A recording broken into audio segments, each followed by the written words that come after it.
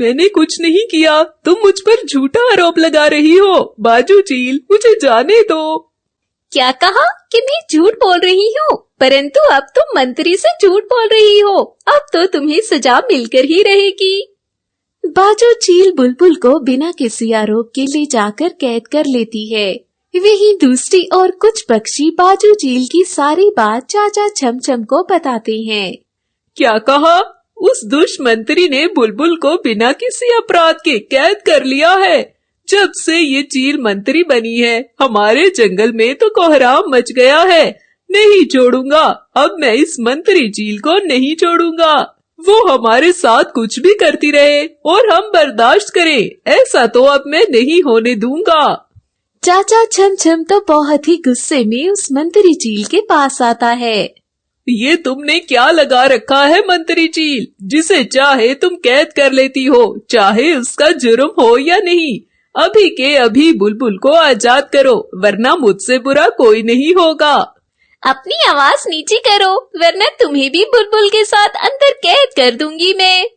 करके तो दिखाओ जरा, फिर मैं तुम्हें बताता हूँ। मैं नहीं डरता किसी से भी। अच्छा, तो अभी बताती हूँ। सैनिक, पकड़ लो इस बुड्ढे को और इसे भी बुलबुल के साथ अंदर बंद कर दो। बाजू चील चाचा छमछम को भी बिना किसी अपराध के अंदर बंद कर देती है, परंतु उन सब के पीछे कोई और ही कारण था। बाजू चील जब से महाराज की मंत्री बनी थी, वो इस समय से पक्षियों को कैद करके दूसरे जंगल में अमीर पक्षी उल्लू सेठ को लाकर बेच देती थी और उल्लू सेठ बाजू चील को ये काम करने के काफी ज्यादा पैसे देता था। उल्लू सेठ भी ये दुष्ट काम करके बहुत खुश था और इन सभी पक्षियों को अपना कैदी बनाकर उनसे अपने महल में काम करवाता था।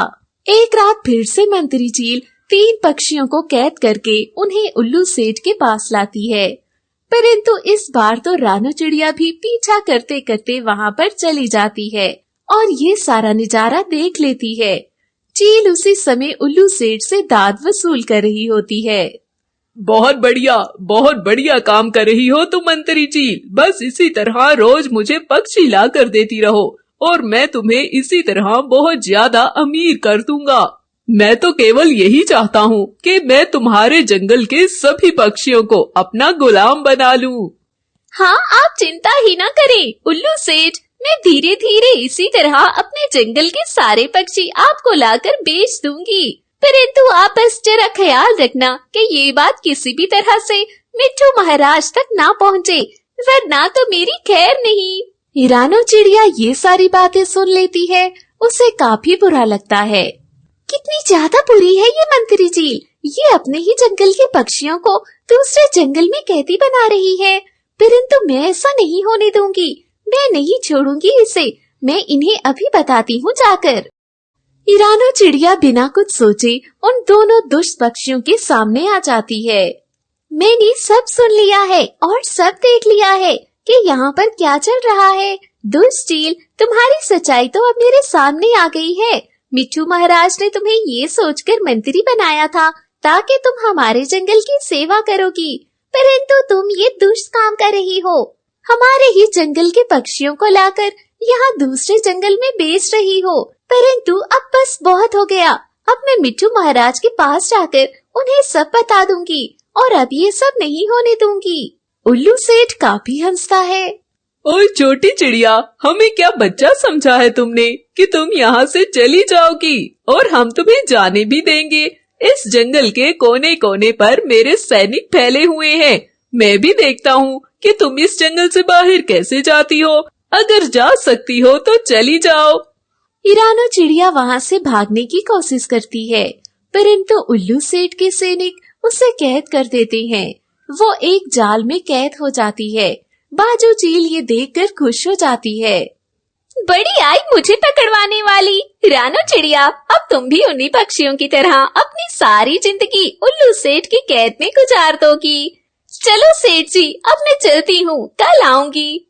और फिर ऐसा कहकर मंत्री चील वापस अपने जंगल में चली जाती है। छोटी चिड़िया, अब से तुम भी मेरी कैदी हो और मैं तुम्हें अपने महल में काम पर लगाऊंगा। तुम मेरे महल का सारा काम करोगी। अगर जरा सी भी होशियारी दिखाई तो मेरे सैनिक तुम्हें मारकर खा जाएंगे। बेचारी रानो चिड़िया भी अब यहाँ पर आकर फंस गई थी और उसे अब कोई उपाय नहीं सूझ रहा था। अब अगले रोज से रानो चिड़िया भी उल्लू सेठ की कैदी बन गई थी और वो उसके महल का सारा काम करती थी, परंतु वो काफी थक जाती थी। मैं तो इस जंगल में आकर बुरा फंस गई और इस जंगल से बाहर जाने का कोई और उपाय भी नहीं, क्योंकि जंगल के कोने कोने पर उल्लू सेठ के सैनिक बैठे हुए हैं। परंतु अगर मैं इसी तरह उल्लू सेठ की कैदी बनी रही तो हमारे जंगल के तो सारे पक्षी उल्लू सेठ के कैदी बन जाएंगे। नहीं, मैं ऐसा नहीं होने दूंगी। मुझे कुछ सोचना पड़ेगा। रानो चिड़िया काफी दिमाग लगाकर कुछ देर सोचने लगती है और आखिरकार इसको इस समस्या का एक बढ़िया उपाय मिल जाता है। रात होते ही जब उल्लू सेठ अपने महल आता है तो उसका एक सैनिक उसे कहता है, सेठ जी, ये छोटी चिड़िया तो कल ही आई थी यहाँ पर, परंतु ये देखें, ये तो मर गई है। सेठ जी, अगर आप आदेश दें तो मैं इस चिड़िया को ले जाकर जंगल से बाहर फेंक आऊं। हाँ हाँ, तुम ठीक कह रहे हो। इस चिड़िया को जल्दी से यहाँ से दूर ले जाओ और जंगल से बाहर फेंक आओ। इस तरह सैनिक रानो चिड़िया को उठाकर जंगल से बाहर ले जाता है। सैनिक जैसे ही वापस अपने जंगल चला जाता है तो रानो चिड़िया उठ जाती है। ये उपाय तो काम कर गया, परंतु अब मुझे तुरंत ही मिट्ठू महाराज को ये सब कुछ बताना होगा कि वो दुष्ट चील मंत्री बनकर मिट्ठू महाराज को धोखा दे रही है। समय बहुत कम है। इस तरह कुछ ही समय बाद रानो चिड़िया मिट्ठू महाराज के पास चली जाती है और मिट्ठू महाराज को सारी बात बताती है। तुम चिंता न करो, उन दोनों दुष्ट पक्षियों को तो मैं ऐसी सजा दूंगा कि वो दोबारा किसी भी पक्षी के साथ जुल्म नहीं करेंगे। मिट्ठू महाराज रानो चिड़िया और अपने सैनिकों के साथ दूसरे जंगल चला जाता है।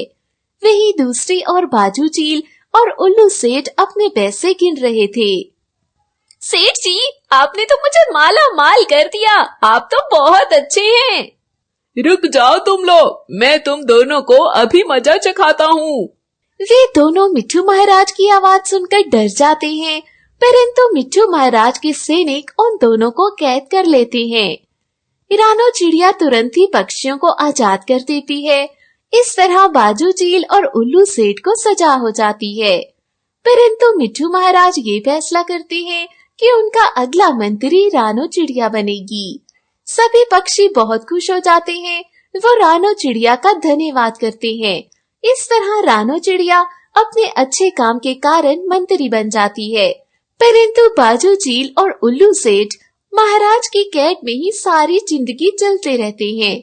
उन्हें अपनी गलती का एहसास हो जाता है। बाजू चील भी शर्मिंदा होती है कि उसे लालच में आकर ये सब नहीं करना चाहिए था।